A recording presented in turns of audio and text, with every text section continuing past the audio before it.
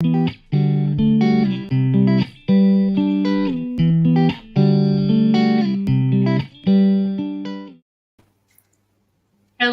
Dr. Rivkah Lambert Adler. How are you? I am good. We can't get enough of each other. I keep on interviewing you every time you have a new book. Very excited. I'm happy to Yeah, be back.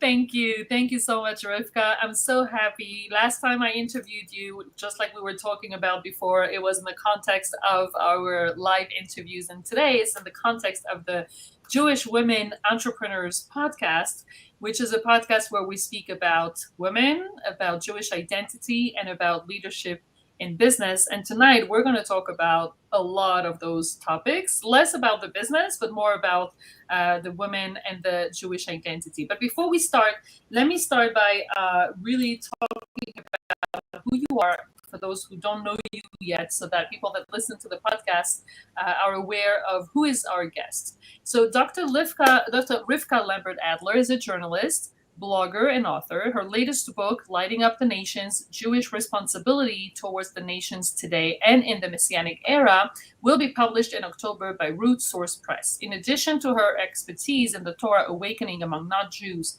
happening in our day, she has been studying and teaching about the role of women in Judaism and how it's related to the final redemption for 3 decades. So this is really, really your topic, Rivka. This is like there's no mistake here.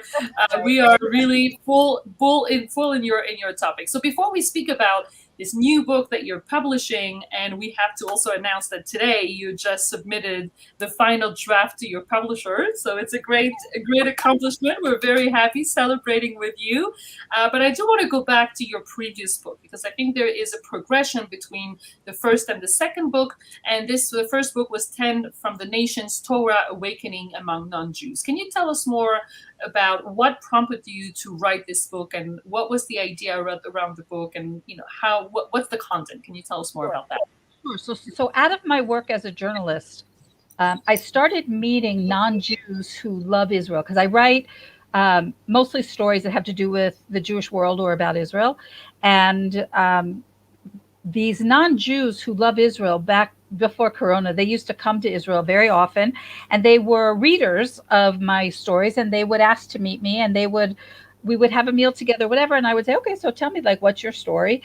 And they would tell me these amazing stories of how they, for the most part, came from Christian backgrounds, but were turned on by the way that Jews live. And so for many of them, some of the early stages, they stopped celebrating what we think of as Christian holidays, Christmas and Easter, and started celebrating what they call biblical feasts that we as Jews think of as the Jewish holidays. Some of them stopped eating pork and shellfish because they call that eating biblically clean. They would study the Parsha, they would study Hebrew, they would come to Israel, they would have some kind of Shabbat celebration, maybe not exactly the way it looks in your house or in my house, but something like that. And I was fascinated by this because I had never met anybody like that before. And I found out that there are really millions of them. So I wanted to tell the story. Both, a lot of them think that they are the only ones going through this transition, because they don't know anybody else in their world that thinks like this, right? So one purpose of the book was to assure them that they're part of something bigger that God is doing in the world. And the other thing was to introduce Jewish people to the fact that there are non-Jews who are not only not hostile to us as Jews and not interested in making us Christians, but they are interested in learning more about what we do and how we understand the Bible.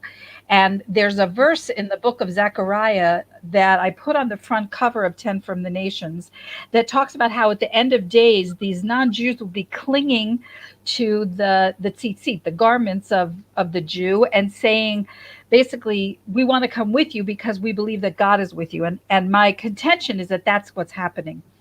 And so the first book, 10 from the Nations, Torah Awakening Among Non-Jews, was really, I edited it. I didn't really write the whole thing, but it's people who are somewhere along the lines telling a story of how they went from being like sort of regular Christians to being interested in what you and I think of as Jewish practice. Right. After the book was published I'm sorry, you want to say something? No, I want to ask you questions, but go ahead. After the book was published in 2017, I realized that a lot of these people were getting their information from not necessarily legitimate sources. Like they didn't really know any Jews. They might be living in a part of the world where there were no Jews and certainly no knowledgeable Jews. And so they were sort of making some stuff, not making it up, but like doing the best that they could, but they had no teachers. Right. And so I realized that it was going to be very important to reach out to them, those people from the Jewish world who were willing to reach out to them, to teach them the correct way of understanding what our Bible says. Because remember, they have a Bible that is, let's say the English speaking ones, they have an English translation of a Greek translation of our Hebrew Bible. They don't have any of the rabbinic tradition.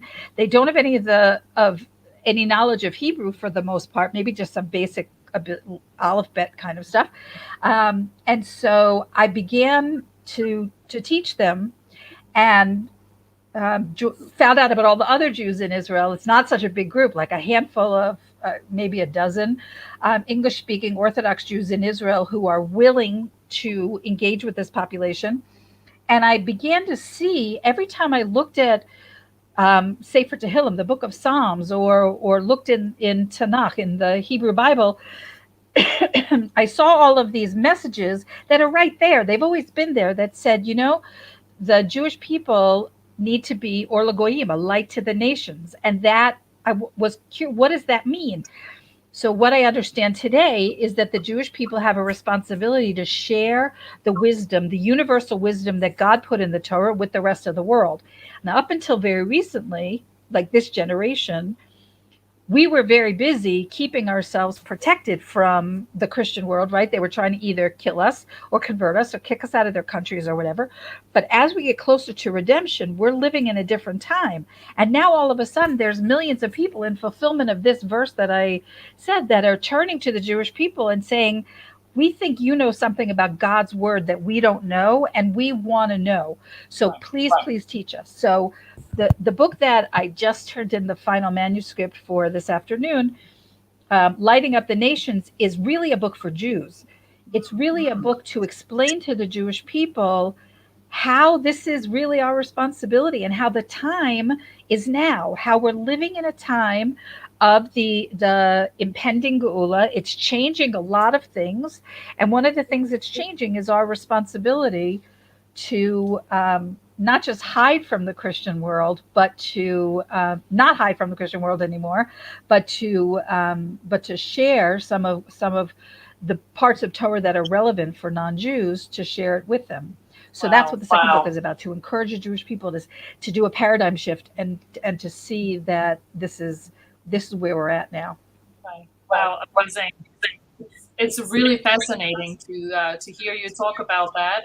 I just wanted to, because when you were talking, I had two words that came up to mind, and I wanted to make sure we clarify some definitions, because I'm not an expert in Christians, not at all. But I know that there are evangelical Christians that are more like, that are also very keen towards the Jews, and also have a whole theory about how, the Jewish people is the leader, and they also want to go towards, that in that path. And I would love to clarify, like, what would be the difference between those Christians and the evangelical Christians. And the second thing that came up was also the Jews for Jesus. I know that there is also another movement, Jews for Jesus. So can you help us clarify, like, what is the difference between those people that you're talking about and the Jews for Jesus and the evangelical Christians? I can make it very clear by saying this. I do not deal with at all the kinds of Christians that have an agenda to proselytize or convert Jews, have, or to misrepresent Christianity, like the Jews for Jesus stuff. That is all based on lies and manipulations and an attempt to make a Jew come to Jesus. The people that I deal with have no interest.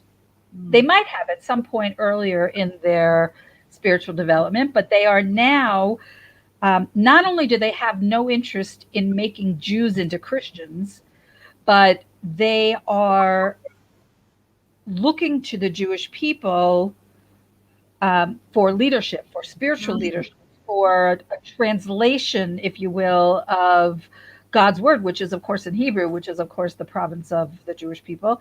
And they want to leave that whole history behind, the history of anti-Semitism, the history of conversion, the history of evangelizing the Jews for the purpose of bringing them to Jesus.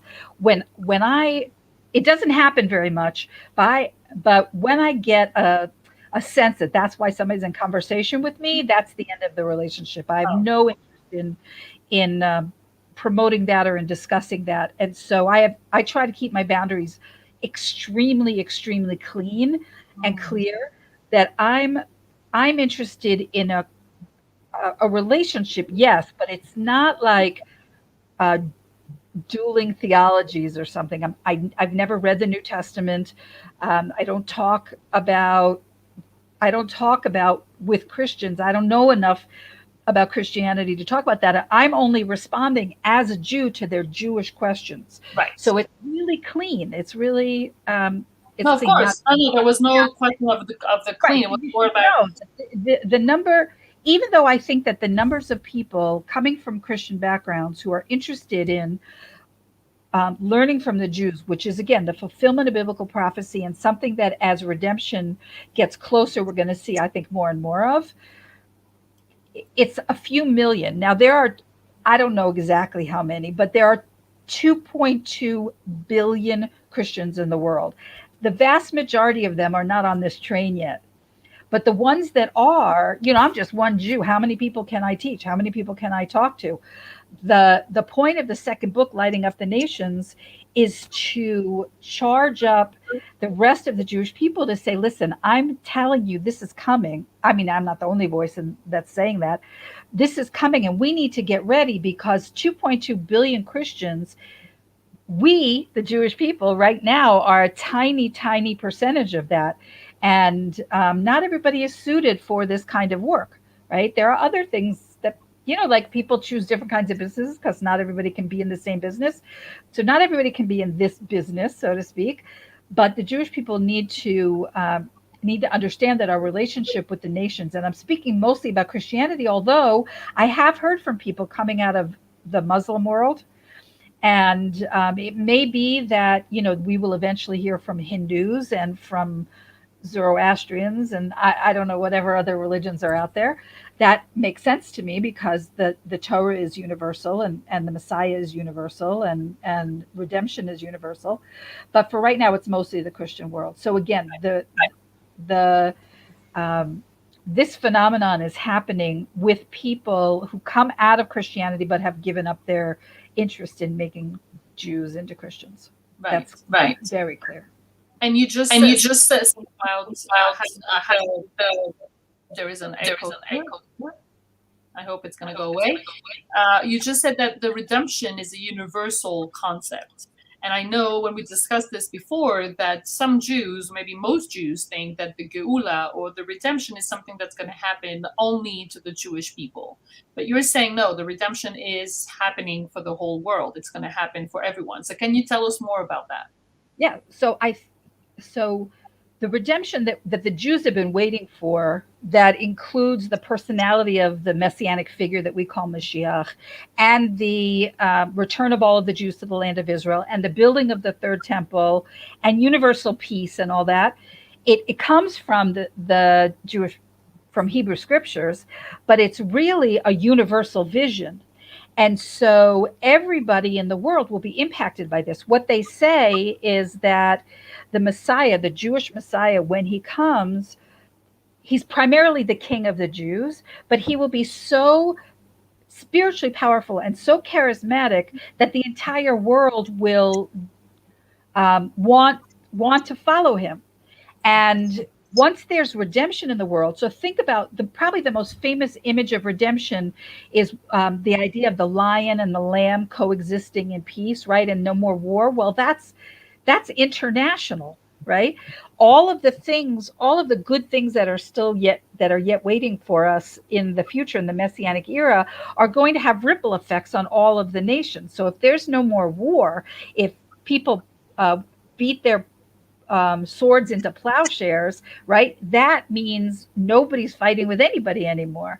And if there's peace in Israel, God willing, soon, that also will have ripple effects. And the whole process of redemption requires a lot of change in consciousness, not just for the Jewish people. One of the ways that relates directly to what we were talking about is that the rest of the world will understand that the God of Israel is really the creator and sustainer of the whole universe, and that all of these other God figures that other religions have worshipped will turn out to be, we believe, will turn out to be false. And so that's going to shift things. And whatever the Torah teaches about the role of non-Jews, because not everybody in the time of redemption is going to be Jewish. That's not a goal of ours. But they have to know, what does the Torah expect from them? How's the right way? If they're not Hindus anymore, or if they're not Buddhists anymore, if they're not Christians anymore, what are they? If they're not going to be Jews, so the Torah has guidance for that. So again, all of this change in consciousness is going to affect whoever's left in that time. Right. And so what you're saying really clearly is that the redemption is a time where a lot of things that were not perfect are going to become more perfect. And one of those is how are the Jews and the nations are going to be in a relationship. And another one that is particularly interesting for us in this podcast, talking about women, is the position of women in Judaism, but also in the world. And one of the topics that we said we would talk about is how the role of women in Judaism and the spiritual reason of why until now women have suffered a secondary position is going to change in redemption. So can you first tell us, what is the spiritual reason according to you that women have a secondary position in Judaism until now? And what is it going to be in redemption where things are going to become more perfect, and where is it going towards? Okay, so you made a really good point, and I really want to amplify that point, that there's a lot of things in the world that we live in. We really live basically in a dark time, a very materialistic time, a time of a lot of problems, and a very not spiritual time. And it's very hard to connect to anything in the spiritual world because we're so weighted down with material kinds of concerns. The ideas I'm going to share with you, they're not really, I'm going to share them with you, but they're not my ideas. They come from this book. It's called The Moon's Lost Light. Interestingly enough, this also has the word light in it. A deeper Torah perspective on Geula, meaning redemption, and feminine equality. This was written by Devorah Fastag, who has become one of my study partners. And we've been learning together for a couple of years. And it's not a very big book. It's like maybe, I don't know, 150 pages or so. But in it, she says that the issue with women is a reflection of something that happened all the way back in the Garden of Eden.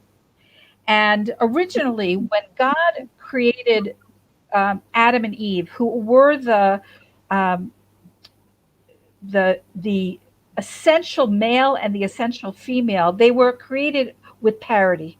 They were created equal, separate but equal, right? So they had different spiritual potentialities, but they were equally powerful. After the sin, the spiritual power of the feminine that is represented by Eve, by Chava, was diminished.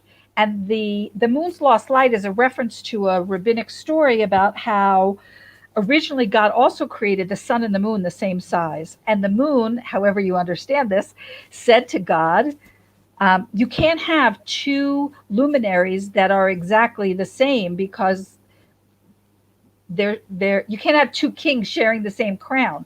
And God said, you're right. And because you're right, I'm going to diminish you. And the moon says, because I spoke correctly, you're going to make me smaller? How is that fair? But the moon parallels women. And so just as the original plan was for male and female, Adam and Eve, the moon and the sun, to be equal, certain things God changed early on in human history. But we are promised that as we get closer to redemption, and certainly when we're in redemption, that those things that were intended to become that were intended to be parallel or equal will return to the world. So what we see, we live in a time where there is a tremendous strengthening of what I call feminine spiritual energy. So it's not just the, and let me just say this, in Judaism, feminine energy is receptive energy. It's the quality of being, whereas masculine energy is a doing energy. It's an active energy. Okay, so many people in Western thinking anyway, believe that, you know, the way you get ahead, the way you get ahead in business, the way you get ahead in life is to do. That's very masculine. Feminine spiritual energy, being receptive, means aligning yourself with what is the will of the master of the universe. And so what I personally believe, and I think this conversation between us, I think started after Tisha B'Av. I you know, on Tisha B'Av, a lot of people, there's not a lot to do that day, so you watch a lot of videos, right? And there's a Jewish organization that made these videos that I signed up for, and there were like no women in any of the videos. And they're supposed to be sharing messages about how to be a better Jew. And I was very irritated by that because we happen to be living in a time where, at least in the Orthodox community, I'm not sure it's gone beyond that, where there's a push to erase women. Now you may say, how is that possible? If I just said that feminine spiritual energy is increasing and we are moving towards the more parity and more parallel between masculine and feminine, how is it possible that that women are being erased in this time? So it's a paradox, but I think it's actually directly connected in this way. This spiritual change, this shift in consciousness that's happening, that's making the feminine increase, and maybe that's related to an upswing of women entrepreneurs, and in the time that we're in, I think it's probably connected, is that something's shifting and not everybody's conscious of it. So it operates to some extent on an unconscious level. Unconsciously, I think that there are people who do not like that because it's shifting the power balance. They don't, maybe men in business don't like that there's women in business because there's more competition. And men in religious leadership don't like that there's women in religious leadership because it's more competition. I'm not saying that they articulate this or that they're even completely aware of it themselves, but I think that that's what's happening. And the this push to erase women from the public eye, I think is the best evidence that we have that the shift is happening. That why now? Like, why all of a sudden are women considered like you can't see them, you can't put them in magazines, you can't put them in Jewish movies.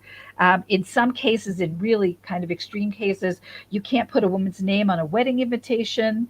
It is so beyond absurd, but it makes sense to me that it's a reaction to the growth and the reclamation of the feminine in the era that we live. And it's all geula, it's all redemption, it's all this change in consciousness that's coming. But we're in the messy part. You know, if you were to plant a seed in the ground, let's say you were going to grow a banana tree. I don't know why I thought of that. A banana tree, okay? So I don't even know what a banana seed looks like, but you put it in the ground. Before it can grow, it has to deteriorate, right? So what is has to fall apart before it can, the potential of it to become something else can appear. So that's the stage I think that we're living in.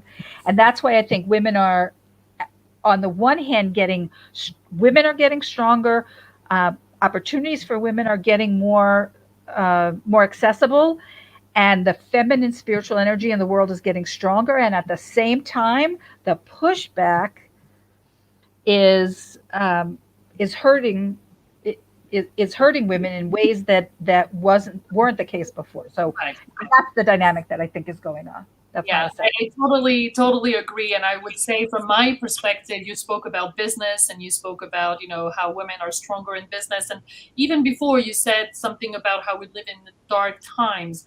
And I understand where you're coming from when you say that, because, it's before something, really huge, the redemption that is going to happen.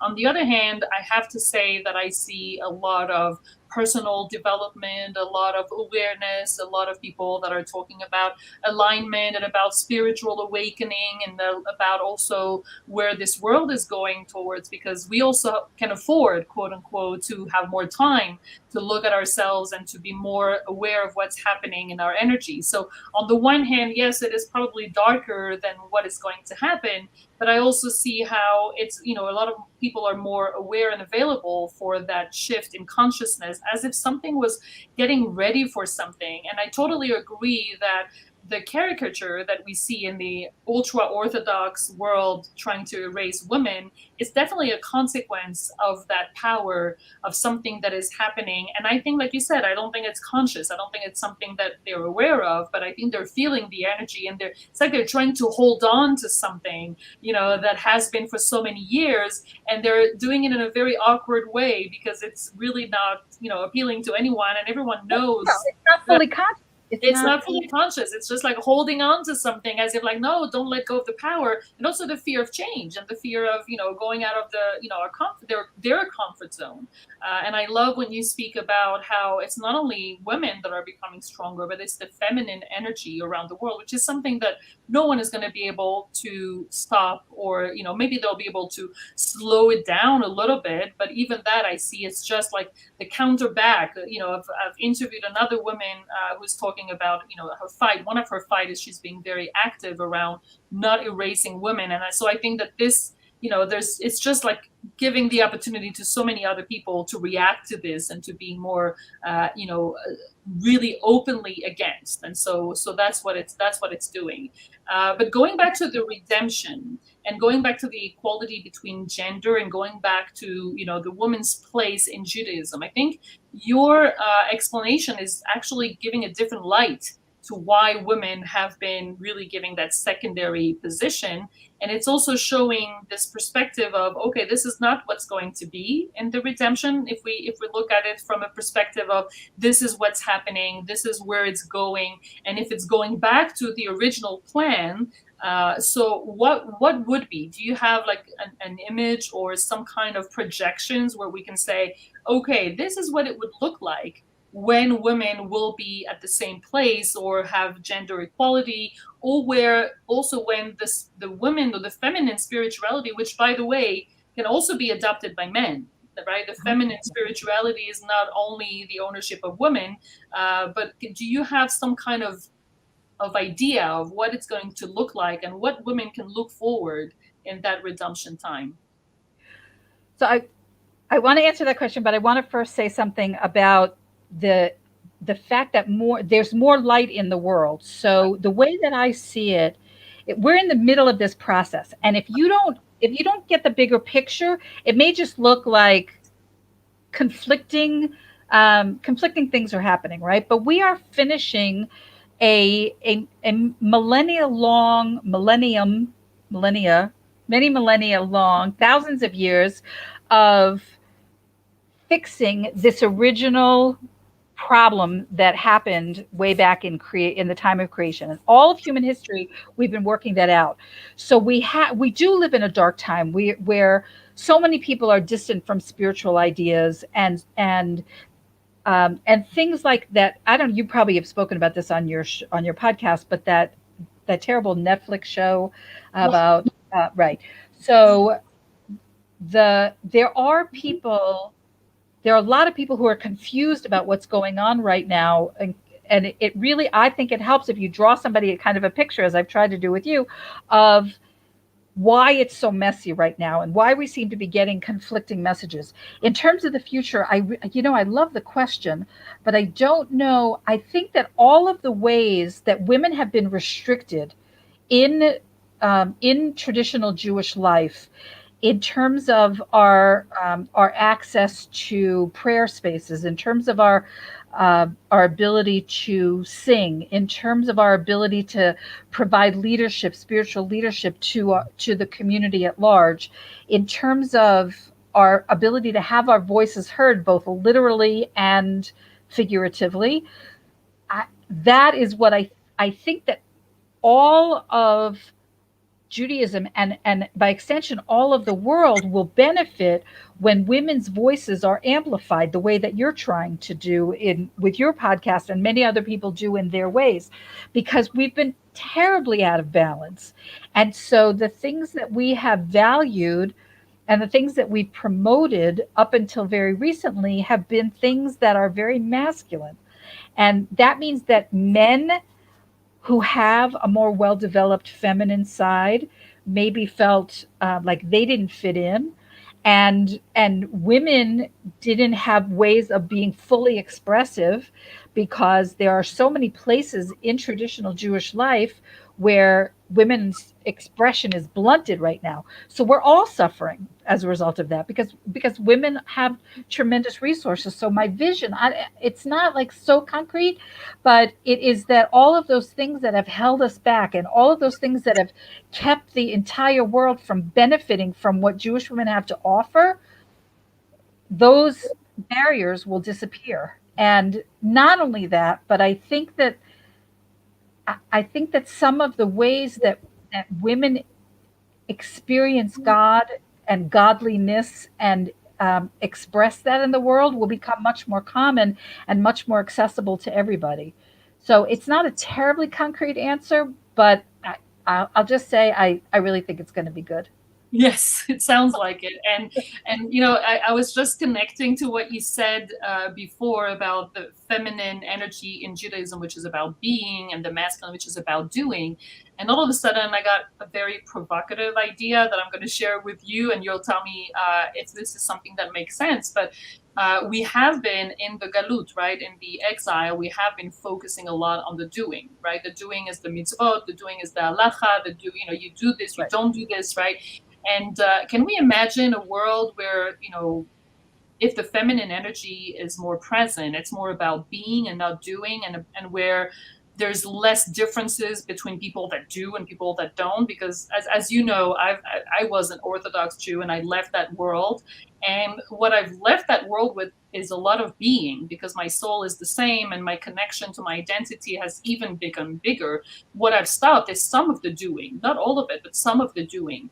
And I know that the differences between the different trend in Judaism is you do this, you don't do that, right? You drive to the synagogue, and we don't drive to the synagogue. You wear pants, you don't wear pants. So it's a lot about the doing. So can we imagine that this will be, in the Geula, in the redemption, something where the differences between what we do is less prominent and more about who we are, and how we connect to our Jewish dimension or Judaism is going to be more important? Is that something that Okay, could you're happen? right. That's an incredibly provocative question that I am that I am not qualified to answer. But I will say this: this thought that I had while you were saying is that um, the concept of Kabbalah means to receive, right? It's the reception. Right.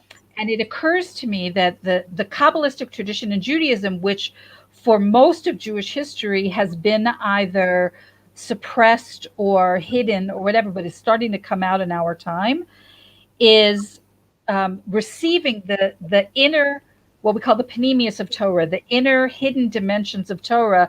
That's where I think where all the juice is, as opposed to how many ounces of wine do you have to have before you can make Kiddush on Shabbat, right?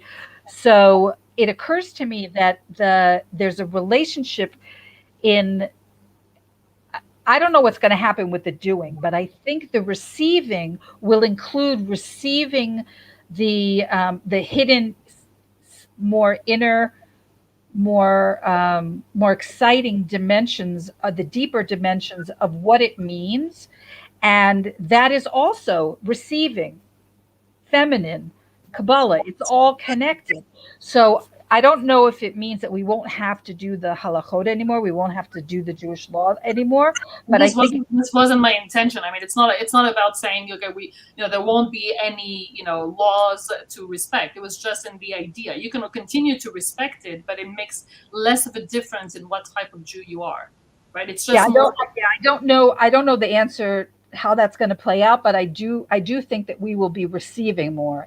And just to finish off, because I know we're almost out of time, or we're over time, whatever, that there's an idea that the Torah that we have, what we already know, is only a fraction of what God has in store for us, and that the Messiah, the Mashiach, is going to teach us additional levels of Torah. And it's going to make, I've heard, the Torah that we have now, it's going to make it seem like first grade, that everything that we know now is up to first grade. And then when Mashiach comes and teaches us the rest of the Torah, we're going to see it in its largest context. And that is very exciting for me, because there's so many things this is what I mean about we live in a dark time. Like, we're most of us are flying blind. So you stepped away from a tradition to some extent. I'm still in that tradition, but even staying in it, there's all these places where I have questions and I'm not satisfied, and I need a deeper understanding. And I think that that's coming. I believe that that's coming. We're told that that's coming. And I think that that's going to answer a lot of the unresolved dilemmas that people have when they bump up against Jewish tradition. That's exciting. That is exciting, and I want to leave. I want to finish this episode on that hopeful and very exciting note, because even if we can say we live in a dark time, we can also say that in this time we already have a perspective of something that is much lighter. We already have this gift, which I don't know if previous generations had, and so we're certainly much closer. Right. We're closer, and we have more tools to grasp it, and we have more people, whether, within the Judaism or Jewish world, more and more people are turning towards spirituality, towards evolved beings, and looking for something more, looking for, what's all this about. So I love that we had this conversation today. I'm so excited that your book is closer to being published. I know that the publishing date is in October, right after the holidays. Is that right? Right. So I know that you're going to share the link to your previous book and to the upcoming book, so that we know where we can buy it. It sounds like it's really very interesting what you're talking about, and very useful also for everyone who is interested in that. So thank you so much for being our guest, Rivkah, one more time. And I will be happy to invite you again when you have more books and more exciting content to share with us. My pleasure. Thank you so much for inviting me. Thank you, Rivkah. All right.